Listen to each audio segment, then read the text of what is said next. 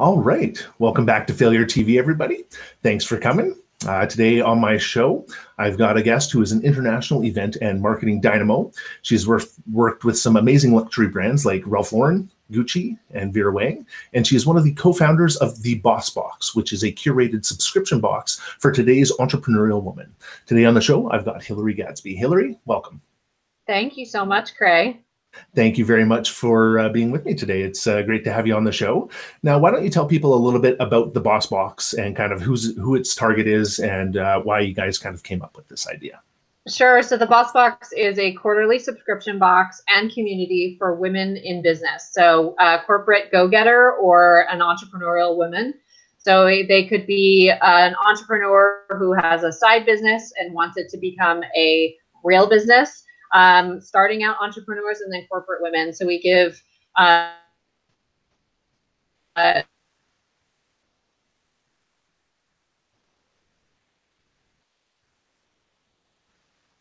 Oh, looks like we got a little bit of technical difficulty here. A little bit of stalled internet connection, looks like. We'll give Hillary a moment here to see if we can get her back on the line. Some fun stuff when you go live that doesn't always work the way we want it to. Let's see if we can get it back here. If not, we'll give it a quick pause and jump back in here as soon as we can.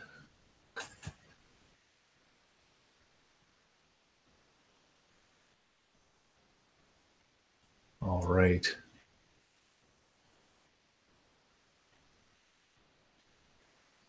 Okay, folks, give me a quick minute here, and we're going to see if we can. Oh, there looks like we got her back again. Oh, give me 1 minute. Okay, Hillary, we kind of got cut off there. Why don't you continue on with what the Boss Box is and what it contains there? Oh boy, we're losing connections everywhere today, aren't we?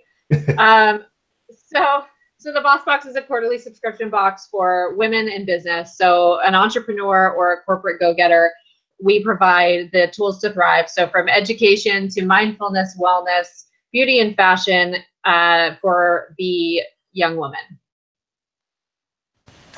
That is an amazing box. I have talked about you with this previously, and I thought it was an absolutely amazing idea. And I think a lot of women could really use this box. I've talked to numerous different people, not only in startups, but just in general small businesses working to get started and start things up. And I love that there's so many different groups out there helping women entrepreneurs get started, because so many of them just don't know where to get started. What kind of gave you guys the idea to start this up? Because you started this up with a couple other women, right? I did exactly that, actually. We all, when we started our own businesses, we had the same thing. It's like, what do you do? What are the things that you need to do to start a business? From, the educational side, which is the most important, to, to the fun items that we have in the box for women. But we really started it. It's a kind of as a mentorship. It's to give back at the same time as provide those tools and an opportunity for women in business to showcase their own products. So that's why we started the Boss Box, and it's really a community and subscription that we'll do stuff on a monthly basis, but it's really we'll be there every step of the way, and we do mentoring and coaching, etc. as well. That's such an amazing thing for women to get involved in as well. I know I volunteer with the local women's shelter here in my area, and I told them about the Boss Box and what they were doing, and it kind of fit a program that they're starting up that's trying to help women that come to the shelter get their own business started and help get back on their feet. So it's really, yeah. And I thought that was amazing that we were doing that locally here as well, to be able to do that kind of things. Now, being an entrepreneur yourself, what are some of the challenges that you've had on your own being a woman and trying to start your own business and get to this point that you have? A lot. I mean, just starting your own business is tough in itself. Not knowing what to do, not having the resources. When I started my first business in 2008, I had no idea what I was doing. It was really sort of a fluke how I started it. And I came across all kinds of problems. I didn't know how to read a balance sheet. I didn't know how to do a profit and loss. I didn't know all of that stuff. And I had to figure out not only how to do that, but also to bring in the right people, the legal stuff, the accounting stuff, all that. So it's laborious, and it's a lot to do to really start a business. And even today, there are still things that I don't know about that I need to learn, especially when it comes to funding. We still have problems in funding. Only 2% of VC funds really give to women, and that's not a lot. It's really bad. And so we need to make sure that women ourselves, we understand how to get the funding, the types of funding. And that is the most difficult, I think, in business right now. Yeah, I actually started my first online business in 2008 as well, and the learning experience was unbelievable for me. Like being online, doing things like PCI compliance, which was a giant pain in the butt that took like a month just to be able to accept credit cards online. Wow. It obviously changed quite a bit since then, but trying to find funding as well, I had a very difficult time. But again, talking to so many different entrepreneurs like I have in the past couple of years, women have a very difficult time trying to find financing that a lot of men seem to get pretty easily. Now, when you're starting a business and you're looking for that financing and you're not getting it, it can really put a lot of weight on your shoulders. Do you still want to do this? Can you still succeed doing this? Were you kind of feeling like that at the time when you were starting up? Like, did you know if you were going to continue on, or were you feeling like, can I do this? No, I actually was very lucky. I started out with one client and it grew from there. So I was very, very lucky. And I also believe you don't absolutely have to get financing or funding right off the bat. You can bootstrap everything. And also the most important thing to do is start to build your strategic partners. So who are the people that will, have maybe your similar target market, but are not in the same business as you? So, mine is an event marketing firm. So what other companies could work for me? PR, other types of firms that are collaborative with me is the best way to go. So every strategic partnership you build, they become your sales force. Yeah, and I think networking is a huge thing that people don't get to do enough of, or don't do enough of. And I'll admit I'm a little bit terrible at that myself, mainly because my own fears of again, failure. Like even just introducing yourself to somebody can be very difficult if you're an introvert. And I was an introvert for many, many years. Most people find that difficult to believe about me now, but it was. And, to get to this point, I had to overcome that fear of failure, and just that feeling in the pit of the stomach every time I go do something new is, am I going to be able to do this? And, it's gotten me a lot further than I ever thought I would get, both in my career and in my personal life. So it's been wonderful to have. Can you tell me of a time, either at the beginning or when you were running your business, that you thought you might not make it and you were able to pull through? Yeah, that's kind of every day. We've just started the Boss Box, and candidly, it's a slow build. It takes time to build a brand. And so, every day I'm like, oh my gosh, are we going to fail? The same thing with my event and marketing business. I am the business, so I have to go out and try to build clients at the same time as do the work for the clients. And that is extremely difficult because we end up getting in a bottleneck. So I feel like I fail every day, quite honestly. But I don't believe that there's anything wrong with failing, because it's a learning lesson. So, it's the school of hard knocks, and you learn something new every single day. And if something goes wrong, you learn how to fix it and you don't do it again. That, or you do it again once more for good measure, just to make sure the first time didn't go as planned. Trust me, I have done that many times. I've done it many times. I don't listen to myself, and I'm like, oh yeah, I should probably not do that. Yeah. And there's a quote about that. What's the definition of insanity? Doing the same thing over and over again and expecting a different result.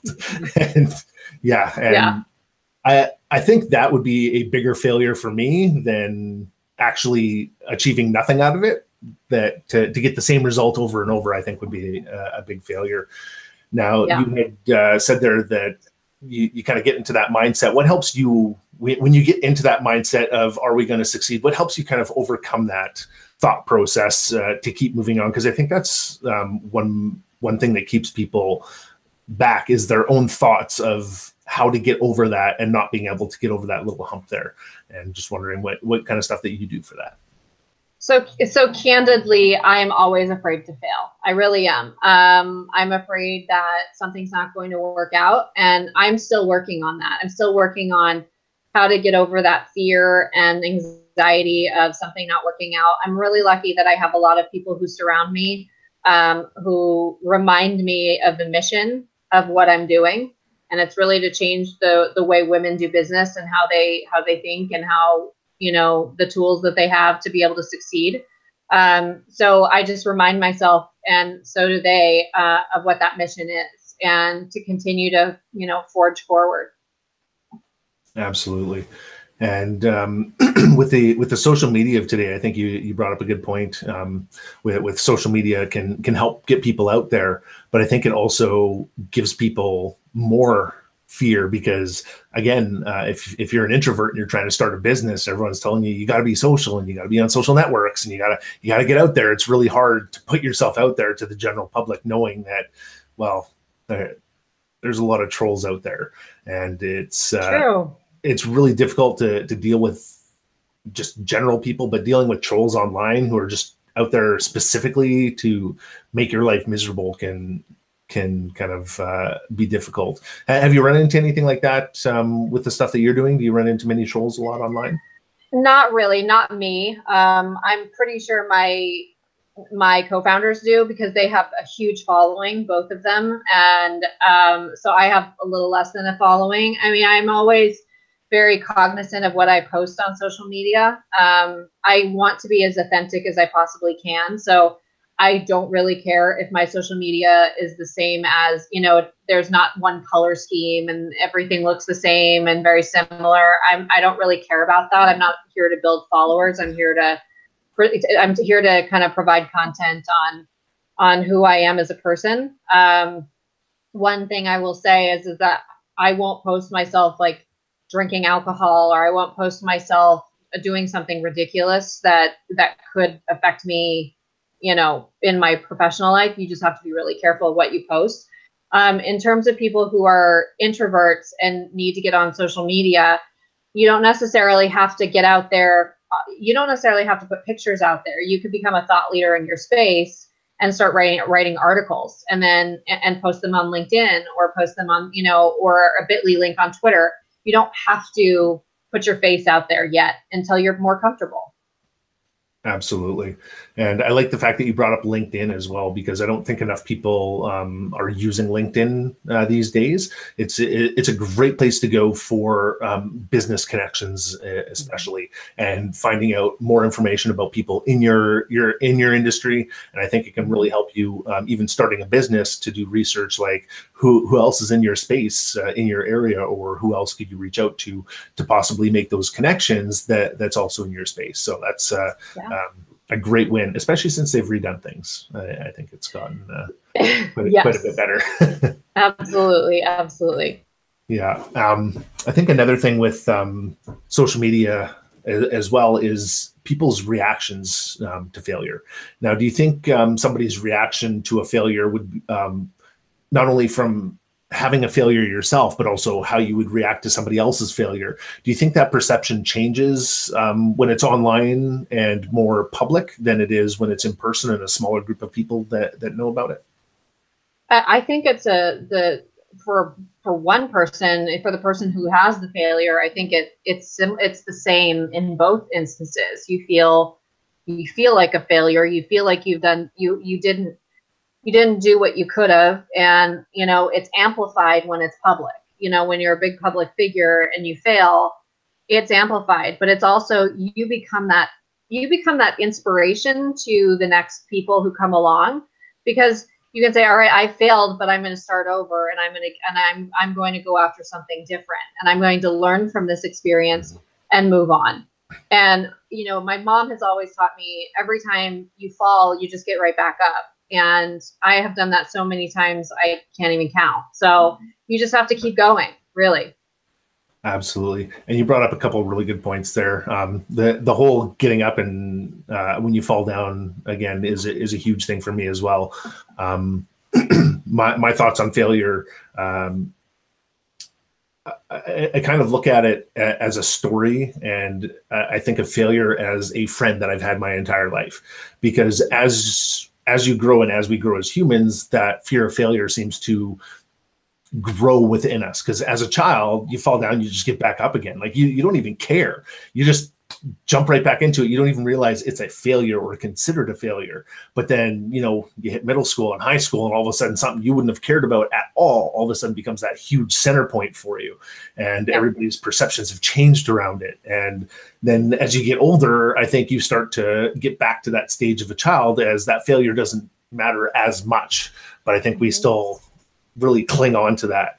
And going back to the sharing online and having that open aspect of sharing that failure so openly, absolutely, you get that little bit of blowback when you do fail from people. But I think a lot more people, you know, you're always going to have those trolls, you're always going to have the naysayers, but I think there's a lot more people that respect that, and like you said, are inspired by that, because every time I've seen somebody post about their failures online, they get such a like great feedback from people, like, you know, and they're always so open about it. Like, you know, next time you'll get them next time. Like, I think it helps you overcome that.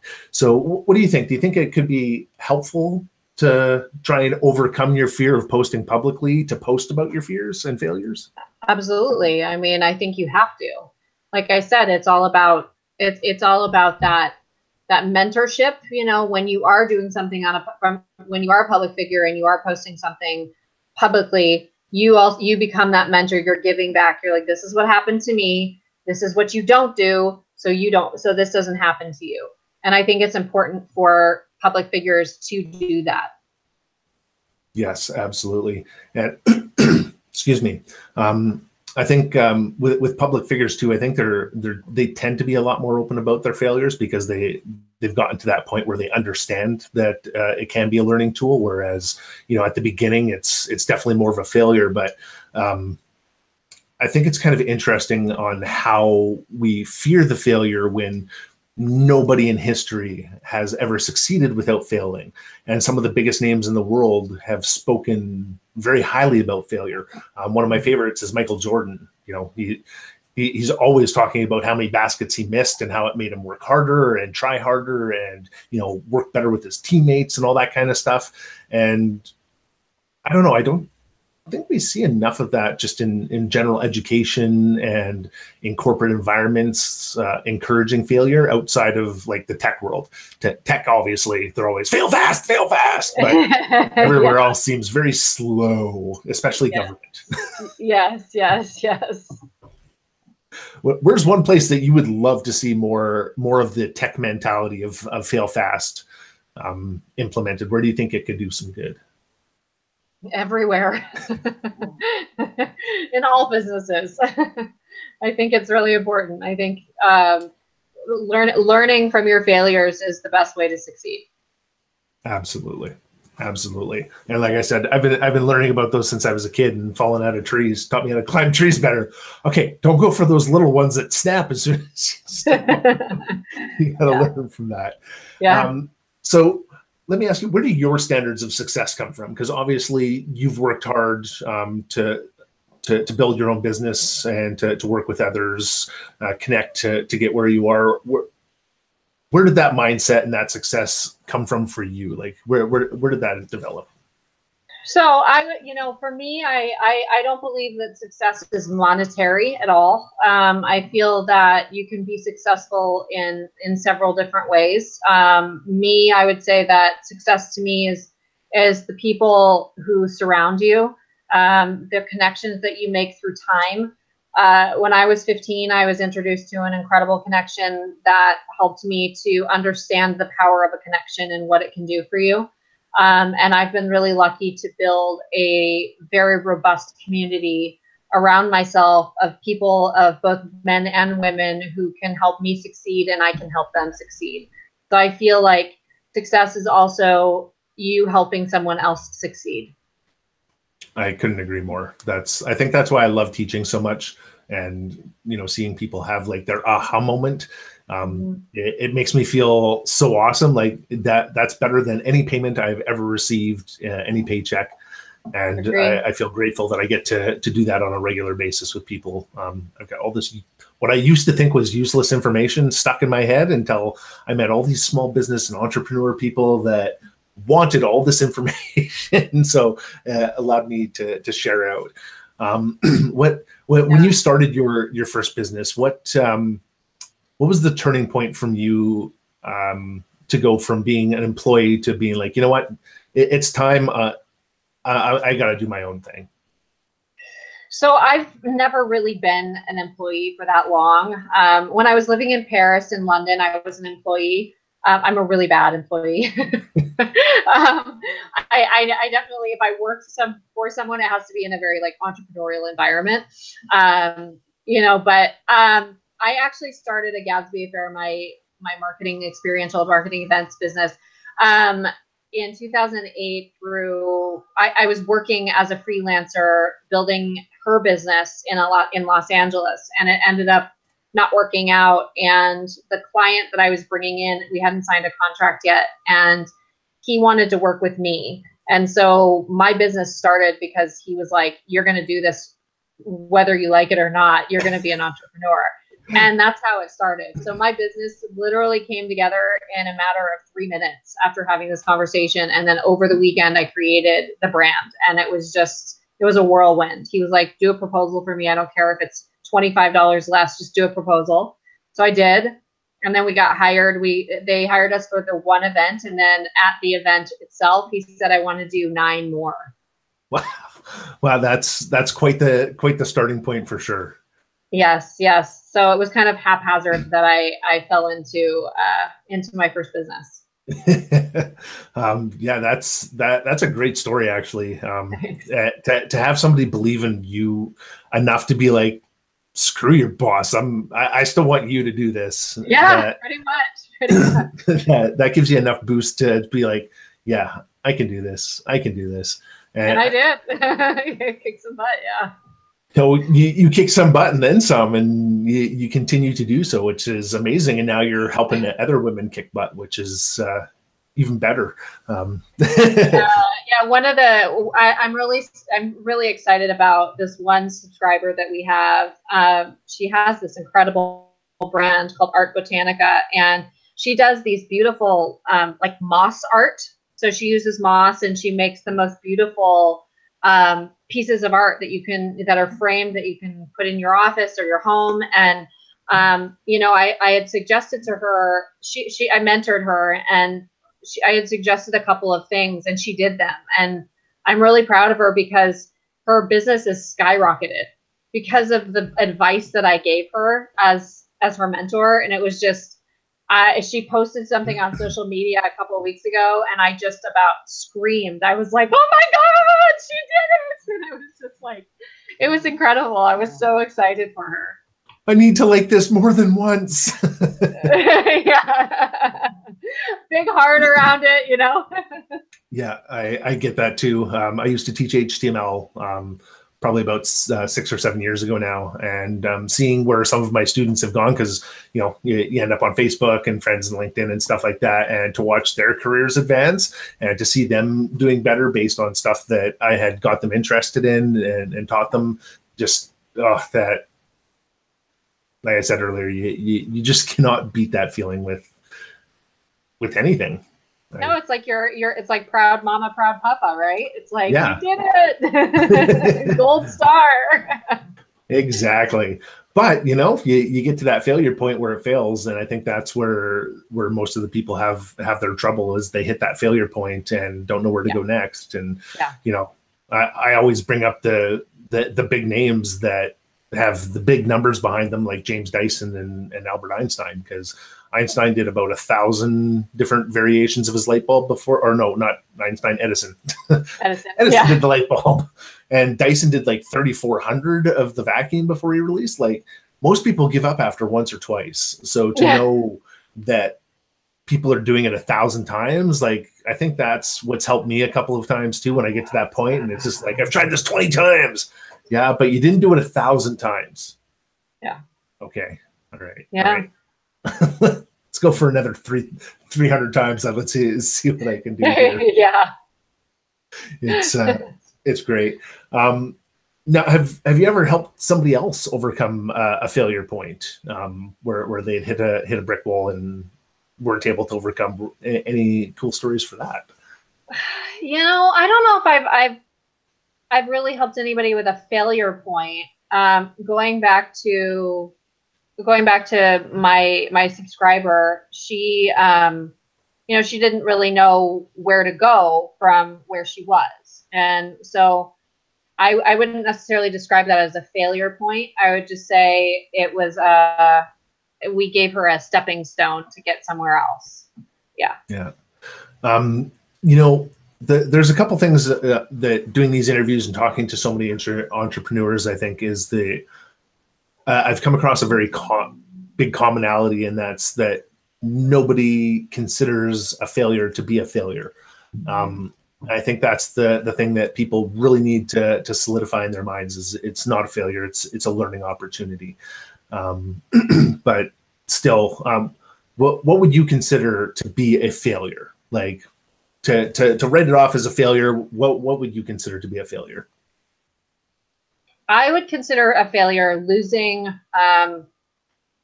people who have been a significant part of your life and career because of something that you might have done, not on purpose, but I would consider that a failure. That's a good one. I haven't had anybody answer with that before, and I think that's great.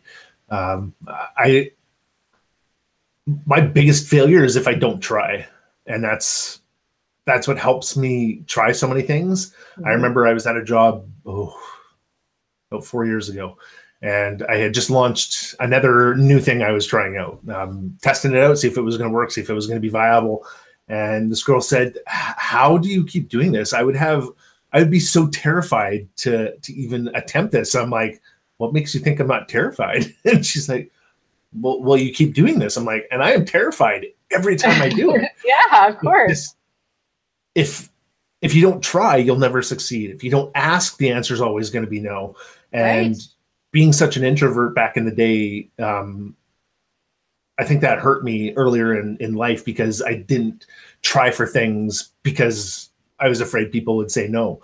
But the more people said no to me, the easier it got. And it just got me asking more and more ridiculous questions that I didn't think anybody would ever go for. And I found out that people will go for it. I've gotten so much stuff for free. I've gotten discounts. I've gotten help, mentorship, just for asking. Yeah, I mean, I always believe that every single no will always end up in a yes later on. Yeah. And a no doesn't necessarily mean a hard no. And I had an old boss tell me that. If I can't remember the exact phrasing, but it was something along the lines of, if I tell you no, that doesn't mean no. It means go work on your pitch and bring it back to me later when you got something to show me. Exactly. So, you know, if you get that no, don't be discouraged. Just, what can I do to turn that no into a yes? Exactly. And yeah, if you're having trouble, just go ask random strangers for things that you know the answer is going to be no for, because then you're already prepared for that no, and then you get over that just little fear of asking people, I think. One of the things that my business partner has taught me is that also you can't define yourself by your business at all. You can't define who you are and your value by your business. And I really like that, because she's been very successful, and And she doesn't allow the emotion of any sort of failure get in the way, because it doesn't define who she is as a person. That's a really good one. And that's definitely one I've had to come to terms with as well. I've definitely got better. By Heidi Nazaruddin, the Ambitionista. I have to, have to give her credit for that one. Absolutely. Well, it's a great way to put it, and it's definitely a great way to think. I definitely have thought I personally was a failure over some of the things that I've done. I had a technical failure the other day, and I took it for what it was. It was a technical failure, but I still had that tiny little part of me that's just nagging, like, the tech failed, so you failed. It's like, no, I didn't. The technology didn't work. There was nothing I could have done. So it definitely helps to overcome when you think of it in a different way. Come at it from a different angle. Agreed. Now, how do we teach everybody else to be able to do that awesomely? Oh, well, that's another story. That's another hour. Yeah, well, we could definitely get into a few of them. Looking back over your career, what would be the probably the biggest hurdle you've had to overcome in your career since starting your own business? My value, and showing the value that I bring to the table, what my company can bring. That's been really difficult for me, because like you do still have that, that naysayer in the back of your mind saying you're not good enough. And you can't have that, especially in a service-based business. You have to just walk in there and own it and be like, I know my shit. Like, you either take it or you don't, is really what you got to do, because someone will take it, right? Someone will believe that you have the value. Absolutely. And I learned that when I was doing freelancing as well. Dealing with clients can be tough at times, and sometimes you do have to fire a client too. Oh yeah, because it's your business, and you don't have to put up with crap either. Just because they're paying you, you can find other people that won't treat you like that will pay you. Exactly. Yeah, I actually found that I had this discussion with somebody last week as well, that when I started raising my rates as a freelancer, I started getting better and better contracts and working with better and better people. So the less people are willing to pay, the more hassle they're going to be, the more they're going to be demanding, and the more they're going to want. Whereas the more people are willing to pay, the more they let you do what they hired you to do, stay out of your way, and just kind of let you get your job done. Absolutely. I actually ended up doing that with a client, a very high-end luxury property by Four Seasons, and we did a big event for them, and I said, this is what our monthly retainer is, and he was like, okay, no problem. That was it. Yeah. And I was just like, no way. Right? You got that inner person, the inner child's just bouncing around. Now, how about this? Have any of those events that you've put on, especially for any of the big luxury brands, have any of them ever gone sideways? And God, yeah. What happened? What did you do during that?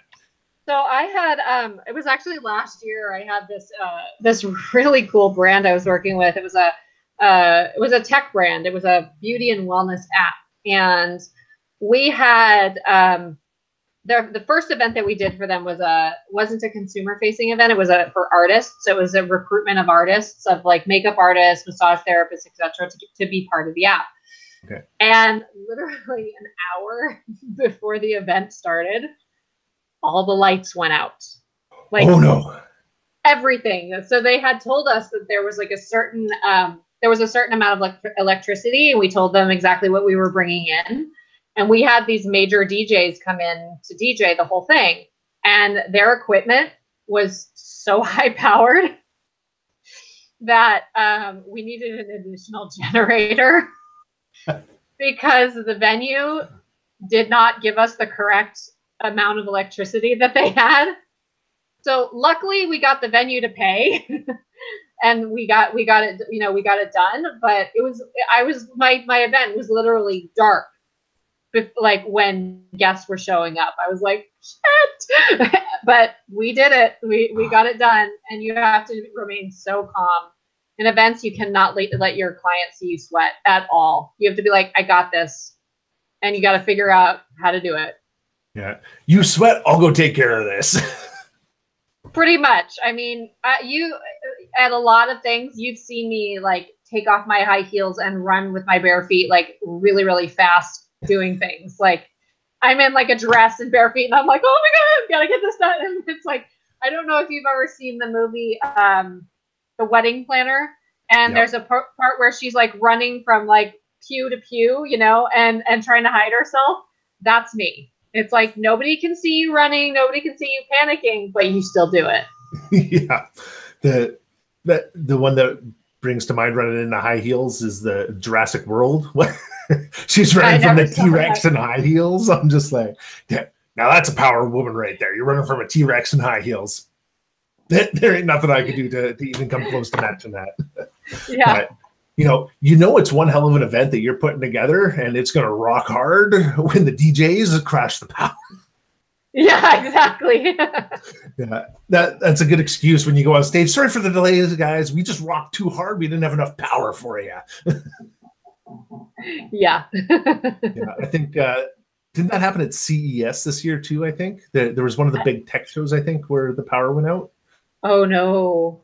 Yeah, and I read something about it. I wasn't there or anything, but that I can only imagine. Just you got like 300 vendors in an area waiting for lights and stuff. Yeah, that's and it's tech, and everybody needs power. Yeah. Yeah, and it was in Las Vegas too, like the city with so much power you can see it from space. Mm-hmm. Pretty much. Yeah, it's it can be a tough time, but you overcame, you won. Did you get any? What was the feedback from the client at the end there? They loved it and hired us to do a second one. Yeah, see, so and paid us 3 times more. So that was good. See, that's the best type of story, because you hit the utmost brick wall that you possibly could have hit for an event, no power. And not only did you overcome that, but they hired you on for more after. So that's unbelievably amazing. So I've got one more big question for you. When you're working with people, or when you're working, no matter what you're doing, if somebody was struggling to overcome right now and you were coming in to mentor them, what would be a piece of advice that you'd give them for that? I mean, it might be cliche, but do not give up. That's one of the biggest pieces of advice I can give them is not to give up. And do never be afraid to fail. I mean, this is Failure TV, and you really never should be afraid to fail, ever. Yeah, absolutely. And we had our own little failure today. We had a little tech issue, which has happened a couple of times. So keep going. Don't give up, and make your dreams a reality. Come on, people. Yeah. You can do this. We believe in you. Yeah, and sometimes you have to pivot. That's it. Yeah, but don't think of a pivot as a failure. It's just a change of direction. Exactly. There may be one destination, but there's many paths to get there. Exactly. And I think that's a perfect way to end today. Hillary, thank you so very much for coming on today. It was great having you. And thank you all for tuning in and watching. As always, we'll see you again next month. And if you have any ideas for who you'd like to see on, definitely reach out and let me know. Have a great month, guys.